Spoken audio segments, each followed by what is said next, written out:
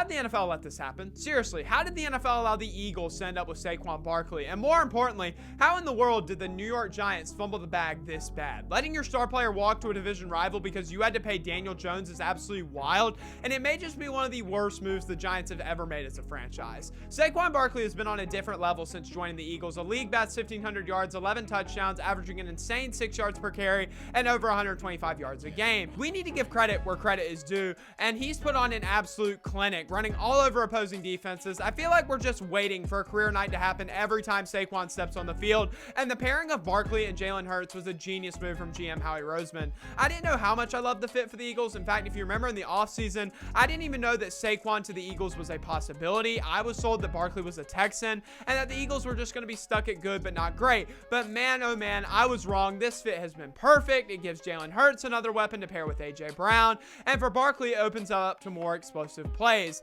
The Eagles are 10-2, second in the NFC, but I feel like at the beginning of the year, no one was really talking about just how good the Eagles were. They just were quietly winning games, rising up in the stat sheet, in their division, and like, yeah, I noticed Saquon. I knew he was having a good year because he was lighting me up in fantasy, and I knew the Giants looked like idiots for letting this guy walk for nothing. But when Barkley made his return to New York, that's when I started looking at him and looking at this team and saying, yep, Saquon's back, and the Eagles are one of the best teams in the NFL. Barkley had another career day, rushing for 176 yards and a touchdown, absolutely terrorizing the Giants defense. But what was most impressive to me was when Nick Sirianni saw that Barkley was just 13 yards away from breaking his career high, he told Saquon, hey, look, I'll leave you in, take the rest of the starters out, we're winning. It was like 28-3, which Saquon replied, let the young guys eat. We are seeing a new team first attitude in Philadelphia with Saquon, and I'm not saying he wasn't this way with the Giants, but he really couldn't be because he was all they had. So for Barkley to move to the side, tell his coach to get those backups in,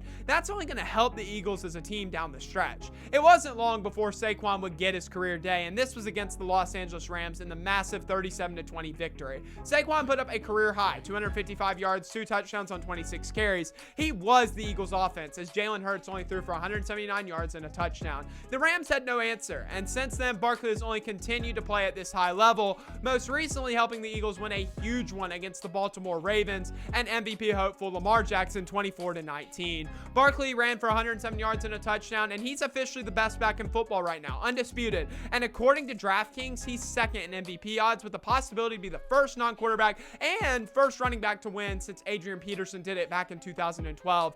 It is so good to see Saquon happy, well respected, and appreciated on a good team. He deserves this, and as long as he can stay healthy, the Eagles will be a top Super Bowl contender when it comes time for the playoffs. I'm excited to see what this team can do.